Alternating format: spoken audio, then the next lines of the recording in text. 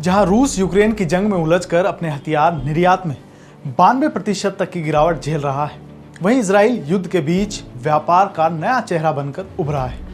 2024 में इजराइल ने इतिहास रचते हुए रिकॉर्ड 14.8 अरब डॉलर के हथियार बेचे हैं, और वो भी तब जब वो खुद कई मोर्चों पर लड़ रहा है, गाजा, सीरिया, लेबनान, यमन और ईरान तक।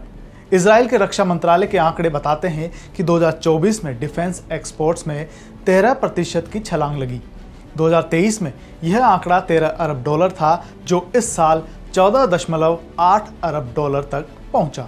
रूस की कहानी बिल्कुल उलट है। SIPRI की रिपोर्ट के मुताबिक रूस के हथियार निर्यात 2019 से 23 के बीच आधे रह गए।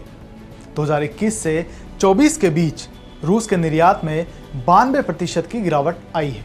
जहां रूस की तकनीक पर संदेह बढ़ा, वहीं इजराइल की जंग टेस्टेड टेक्नोलॉजी को दुनिया ने हाथों हाथ लिया। इजराइल की सबसे बड़ी डील 2024 में जर्मनी के साथ हुई। एरो 3 मिसाइल डिफेंस सिस्टम के लिए 3.8 अरब डॉलर की डील हुई। यही नहीं, इस साल 54% हथियार यूरोप को भेजे गए, जबकि 2023 में यह आंकड़ा सिर्फ 35% था। यूरोपीय देश रूस से दूरी बनाकर अपनी मिलिट्री क्षमता बढ़ाने में जुटे हैं, और इजराइल इसका सबसे बड़ा फायदा उठा रहा है। भारत और फिलीपींस जैसे देश इजराइल के भरोसेमंद ग्राहक बनकर उभरे हैं। भारत ने 2020 से 24 के बीच अपने 13% हथियार इजराइल से मंगवाए। फिलीपींस ने 27% हथियार वहीं से लिए। अरब देशों में भी इजराइल की पैठ बड़ी है।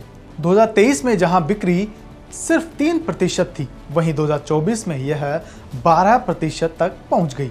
हालांकि इजराइल के ग्लोबल डिफेंस मार्केट में हिस्सेदारी अभी भी 3.1% ही है, लेकिन उसकी रफ्तार बाकी सभी से ज्यादा है। जब दुनिया में कई देश जंग की मार झेल रहे हैं, इजराइल उसी जंग को अपना मार्केटिंग मॉडल बना चुका है। युद्ध प्रूव्ड टेक्नोलॉजी, तगड़ा नेटवर्क और आक्रामक डिप्लोमेसी, यही इजराइल की डिफेंस डील्स का हथियार है।